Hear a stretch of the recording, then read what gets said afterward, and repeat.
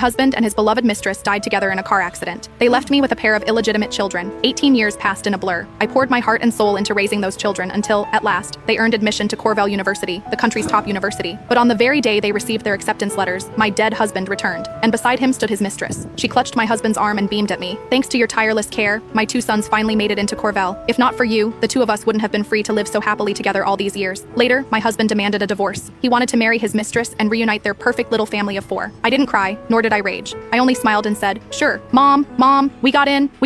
I was in the kitchen preparing dinner when the excited shouts of my sons echoed from the study. Mom, we both got into Cornell. The two of them rushed out, throwing their arms around me in unison. I looked up at my boys, now towering over me by a head, and my heart swelled with pride. You two are incredible. You'll always be Mommy's pride and joy. My husband had been gone for many years. As a single mother, I had raised the boys on my own for 18 long years. And now, seeing them admitted into one of the nation's top universities, I could hardly put my joy into words. Mom, we owe it all to you for raising us so tirelessly all these years. Yeah, Mom, without your patient guidance, we'd never have made it this far." The twins had always been filial and considerate. They knew how much I had sacrificed for them, and often promised that once they graduated and found good jobs, they would ensure I lived out my old age in comfort. Their words filled me with warmth. And then I remembered 2 days from now would be their birthday. In previous years, I had always booked a private dining room at a hotel for their celebrations. But this year, I thought, why not combine their birthday party with a banquet to celebrate their admission? It would be lively, joyful, and memorable. I went ahead and reserved a grand hall at the finest restaurant in the city. At the same time, I shared the news of their admission in the family group chat. The moment the message went out, the notifications exploded, 99 in an instant. I skimmed through the messages, then sent the banquet location to the group. With everything arranged, I silenced my phone, set it aside, and quietly waited for the day of their birthday banquet to arrive. The birthday banquet was set for 10 o'clock in the morning, 2 days later. That day, I arrived at the restaurant early. I went over the menu and the event program again and again, determined that not a single detail be overlooked. Most of the guests were from the Grant family. None of my own relatives came. Back then, when I defied everyone's objections and insisted on raising the twin sons of my husband, Jeremy Grant, and his mistress, Janie Winston, my parents had been so furious they nearly collapsed from rage. Even after all these years, they still couldn't understand why I had thrown away a good life just to suffer and raise another woman's children. Supported by relatives, my in-laws entered the hall. They went straight to the main seats and sat down. My husband's elder brother and younger sister, along with their families, filled the seats at either side. The main table was set for 8.